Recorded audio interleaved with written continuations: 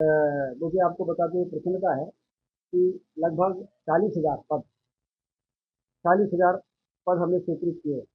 Outsource वाले भी हैं उसमें। और पीएससी में आपने देखेंगे कि 3,000 डॉक्टरों की भर्ती के विज्ञापन निकल रहे हैं। कर्मचारी चयन मंडली में भी 3,000 डॉक्टरों की भर्ती के। और आईपीएचएस नॉर्म्स होता है, Indian public health standard 12 Bharat सरकार की जारी करती है। उसमें हमने ये निकाला है कि प्राइमरी हेल्थ सेंटर में कितने व्यक्ति होने चाहिए और कितने हैं, कम्युनिटी हेल्थ सेंटर में कितना होना चाहिए, कितने हैं, सिविल अस्पताल में, डिस्ट्रिक्ट अस्पताल में। और उसमें उसके गैप एनालिसिस करके उतने पदों को मंजूर करके और भर्ती करने वाली एजेंसियों को मार्ग पत्र इशू हो गए। और ऐसे सारे विभागों को मिला लिया मध्य प्रदेश में, तो 1,00,000 पदों की भर्ती के लिए पीएससी और कर्मचारी चयन मंडल को मार्ग पत्र इन 1 वर्षों के अंदर हम लोगों ने इशू करने में सफलता प्राप्त की है। जिससे कि विभिन्न क्षेत्रों में स्वास्थ्य हो, शिक्षा हो, पुलिस हो, रेवेन्यू हो, हर क्षेत्र में पर्याप्त मानव संसाधन मध्य प्रदेश में जनता की सेवा करने के लिए और योजनाओं को तेज गति से क्रियान्वित करने के लिए हमारे पास उपलब्ध हो सके। 1450 किलोमीटर को बनाने का निर्णय लिया गया है। इसी प्रकार से कृष्ण पाथे भगवान राम के चरण जहाँ जहाँ पड़े थे उसको विकसित करेंगे, और भगवान कृष्ण के चरण मध्य प्रदेश में जहाँ जहाँ पड़े थे उसको विकसित करेंगे। ये पर्यटन के क्षेत्र में किया जाने वाले महत्वपूर्ण काम है, क्योंकि देश संपन्न हो रहा है। अब टूरिज्म के लिए यदि हमारे यहाँ पर्याप्त टूरिज्म के स्कोप है, तो उसको पहचानना, उसको विकसित करना और वहाँ पर लोगों को उसके महत्व को बता के उनको आमंत्रित करना, जिससे वहाँ फुटफॉल बढ़ जाए, पर्यटन शुरू हो। और पर्यटन जब शुरू होता है तो वो भी रोजगार बढ़ाने में भी मदद करता है, आर्थिक स्थिति को बेहतर करता है, और उससे गरीबी बेरोजगारी को दूर करने में काफ़ी मदद मिलती है। अब रीवा में आप देखो, ये इको पार्क पड़ा हुआ था, आंसू बहाता हुआ, लेकिन आज वहाँ पर लोग जा रहे हैं, देख रहे हैं और खुश हो रहे हैं। रिवर फ्रंट बन रहा है। ऐसे मध्य प्रदेश में जब किस पाथे बन जाएगा, राम वनगमन पथ बन जाएगा, सरसी टापू बन गया, ऐसे मध्य प्रदेश के वो तमाम महाकाल लोग बनने के बाद आप देखिए कि अभी सर्वे आया था कि मैक्सिमम टूरिस्ट हिंदुस्तान में सबसे ज़्यादा कहाँ गए, तो उसमें नंबर 1 के स्थान पर उज्जैन के महाकाल बाबा का स्थान। इतने ज़्यादा टूरिस्ट वहाँ बढ़ गए कि पहले वहाँ होटल नहीं चलते थे। आधे जो लोग सिंघर्ष में होटल खोल लिए थे वो बंद करने की स्थिति में पहुंच गए थे। अब वो तो फुल रहते ही हैं, नए नए होटल बन रहे हैं, तो होटल इंडस्ट्री को बल मिलता है और टूरिज्म बढ़ता है, तो बहुत ज़्यादा तेजी से। तो इसलिए हरित क्रांति, औद्योगिक क्रांति और पर्यटन की क्रांति तीनों मध्य प्रदेश में आ जाए, इसके लिए जो कुछ भी काम किए जा सकते हैं इस दिशा में काम को आगे बढ़ाने में हुआ है। स्वास्थ्य के साथ साथ एजुकेशन के क्षेत्र में भी स्टैंडर्ड बढ़े, गुणवत्तापूर्ण उच्च शिक्षा के उद्देश्य से 55 जिलों में पीएम कॉलेज ऑफ एक्सलेंस प्रारंभ किया है। क्योंकि मुख्यमंत्री जी उच्च शिक्षा में मंत्री रहे हैं, तो उनको उन्होंने ये एक इनोवेटिव नवाचार किया कि हम अपने हर जिले के एक कॉलेज को चुनेंगे, उसको पीएम कॉलेज ऑफ एक्सलेंस बनाएंगे, उसमें प्रोफेसरों की भर्ती करेंगे अलग तरीके से, और एक स्टैंडर्ड वहाँ मेंटेन करके लोगों को ये लगे कि हर जिले में एक ऐसा कॉलेज है जो देश का स्टैंडर्ड। जैसे कई विद्यालय हैं, लेकिन केंद्रीय विद्यालय का अलग स्टैंडर्ड। उसी प्रकार से कॉलेजेस में भी कई कॉलेज हैं, लेकिन एक कॉलेज को ऐसा बनाए और फिर उस मॉडल पर बाकी कॉलेजों को बेहतर करने की दिशा में, जैसे पीएम स्कूल कॉलेज का शुभारंभ भी गुणवत्तापूर्ण उच्च शिक्षा के दिशा में उठाया गया एक महत्वपूर्ण कदम है। आयुष्मान कार्ड 70 साल के ऊपर का, जो प्रधानमंत्री जी ने कहा है कि 70 वर्ष के ऊपर चाहे किसी भी जात के लोग हो, चाहे कोई भी आमदनी हो, कोई भी क्राइटेरिया नहीं रहेगा, सिर्फ उम्र क्राइटेरिया रहेगा। 70 साल के ऊपर को 5 लाख रुपए तक का इलाज मुफ्त में दिया जाएगा। इसमें मुझे बताते हुए आपको प्रसन्नता हो रही है कि पूरे देश में सबसे ज़्यादा पंजीयन हमारे मध्य प्रदेश में हुए। और 70 साल के ऊपर और नीचे सब मिला लिया जाए तो 4 करोड़ मध्य प्रदेश के ऐसे नागरिक हैं, 8 करोड़ में से, जो आयुष्मान कार्ड योजना के हितग्राही बन चुके हैं। स्वास्थ्य के क्षेत्र में भी मुझे आपको बताते हुए प्रसन्नता है कि 3 मेडिकल कॉलेजेस का प्रधानमंत्री जी ने अभी उद्घाटन किया। नीमच, मंदसौर और सूली। 400 सीटें हमारी 300 सीटें मेडिकल की बढ़ी है। अब मध्य प्रदेश में आज की डेट में 30 मेडिकल कॉलेज, सरकारी 17 हैं और 13 प्राइवेट है। इनको मिला लें तो हमारे यहाँ करीब 5,000 एमबीबीएस की सीटें हैं। और मोदी जी ने कहा है कि आने वाले 5 वर्षों में हमें एमबीबीएस की 75,000 सीटें बढ़ानी है।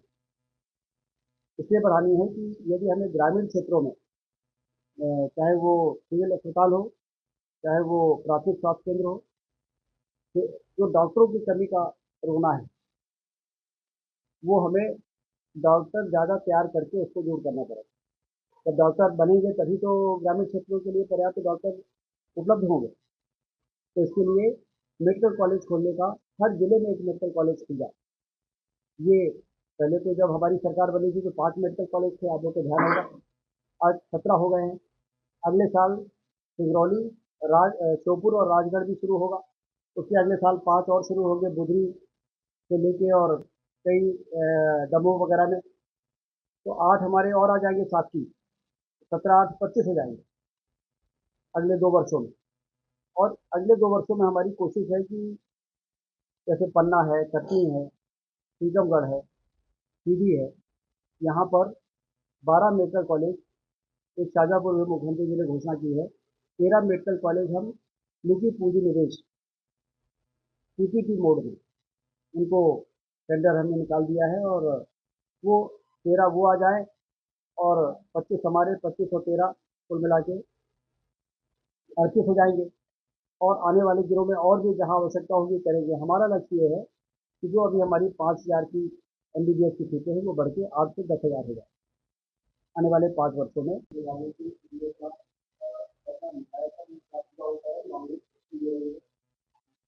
तो कांग्रेस हवाई जहाज, ये भी है, मतलब ये लोग, मुद्दा ये है, 999 रुपये में देखा हमने, कुछ लोगों ने हमें 1232 रुपये का टिकट दिखाया था, तो उसमें जीएसटी और कुछ टैक्स जोड़ने के बाद वो 1232 हो जाता है। तो आजकल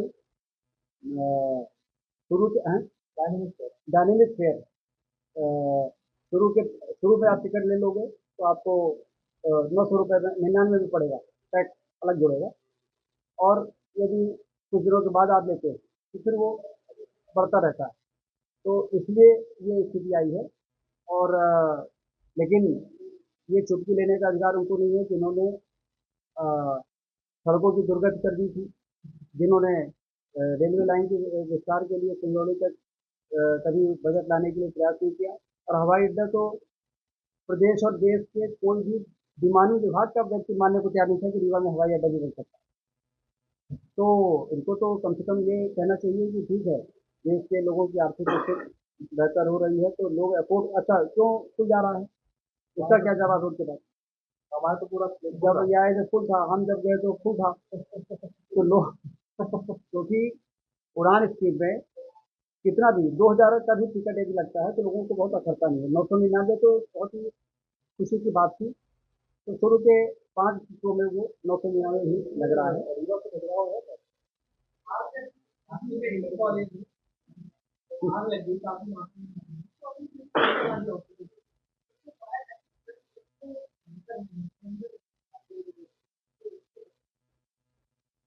नहीं, फायर सेफ्टी के लिए जो जैसा सिलेंडर वाला अरेंजमेंट है उसमें अभी संजय गांधी ने आपदा प्रबंधन के लिए वर्कशॉप दी है। उसमें और क्या इसको बेहतर किया जा सकता है, न सिर्फ अस्पताल में बल्कि पूरे रीवा में अ,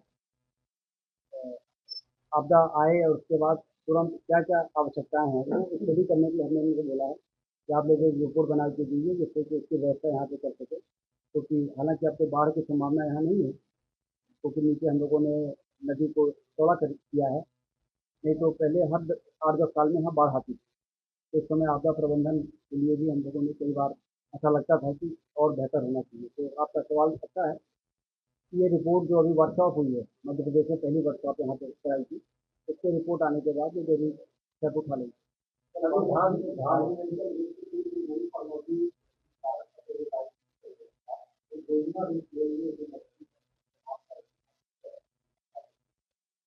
जानकारी हमको नहीं है कि जो भी नॉर्म्स होंगे, जो नियम कायदे होंगे के आधार पर तय होता है, और जो उसके आधार पर नहीं करता, वायलेशन करता है, उस पर जो कानूनी कार्रवाई होती है वो होती है। इस प्रकार के सवाल के जवाब हमारे लिए देना कहाँ संभव है? सरकार लगातार कर्ज दे जा रही है और ये कहा जा रहा है कि 50,000 का देखिए, ये गुमराह करने वाली बात है। भारत सरकार ने राज्यों को अपने सकल घरेलू उत्पाद का 3% की सीमा के अंदर कर्ज लेने को बेहतर माना, मतलब उसको ऑब्जेक्ट नहीं किया है। 3% तक का कर्ज यदि आप नहीं लोगे तो आप अधोसंरचना और पूंजी ढांचागत व्यय करने में पीछे हो जाओगे, आपका प्रदेश पीछे हो जाएगा। इसलिए ये रिकमेंडेशन है कि सकल घरेलू उत्पाद का 3% के अंदर आपको ब्याज लेके अपने प्रदेश की जनता की बढ़ती हुई आवश्यकताओं की मांग को पूरा करना। मध्य प्रदेश ने जो कुछ भी कर लिया है 3% की सीमा के अंदर लिया है, इसलिए हम मध्य प्रदेश को ऊंचाई पर ले जाने के लिए जो जरूरी कदम है वो उठा रहे हैं। सर, ये धान खरीदी तेजी से हो रही है, सरकार खरीद रही है, उठान न होने के लिए किसान परेशान है, लेकिन जल्दी परेशानी दूर हो जाएगी। सब व्यवस्थाएं हो रही है, तेजी के इतना धान का उत्पादन हुआ है कि आप ये मानिए कि कितनी अच्छी व्यवस्था रही होगी हमारी सरकार की। तो धान का उत्पादन, धरती से दौलत पैदा हो रही है। यही तो सपना था हमारा कि सिंचाई की नहरों का जाल बिछाएंगे और धरती से दौलत पैदा करेंगे। आपका सवाल इस बात को प्रमाणित कर रहा है कि हम धरती से दौलत पैदा कर रहे हैं।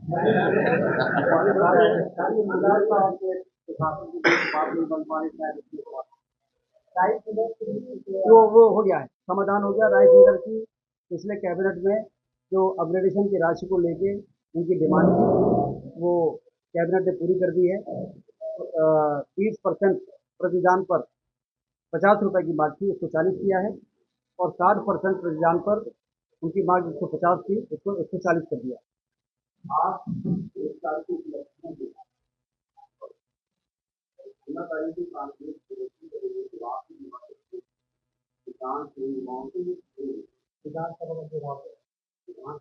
देखिए, ऐसा है कि उनको कुछ करना है तो कर रहे हैं, बाकी उनको भी मालूम है कि इनका जमीन खिसक गई है, क्योंकि हर बार कहते हैं हम सरकार बनाएंगे और हर बार उनकी सीटें घर जाती हैं। वो कहते हैं हम सरकार बनाएंगे और पहले जितनी सीटें थी उतनी भी नहीं रह जाती। तो अब उनको कम से कम इतना तो करने दीजिए कि धरना प्रदर्शन तो करते रहें।